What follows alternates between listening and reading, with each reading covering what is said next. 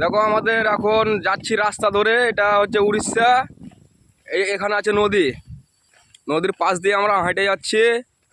6 জন আছি আমরা। হ্যাঁ, তো আজকে পুজোর দিন, পুরো কোম্পানি ছুটি আছে ইন্ডিয়াতে, তার জন্য আমাদেরকে কাজ করতে দেওয়া হয়নি আজকে। বলছে তোমাদের অনুষ্ঠানে নিমন্ত্রণ থাকলো, তোমরা আসবো। তো আমরা এখন কটা বাজছে দেখিলি?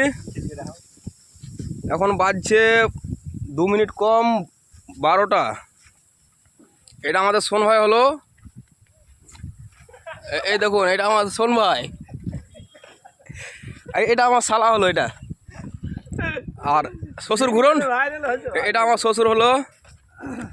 এদিকে ঘুরে যাই, এটা আমার সারু, পিছনটা আমার সারু হলো, ওটা আমার শালা হলো। আর আমি এই যে আমি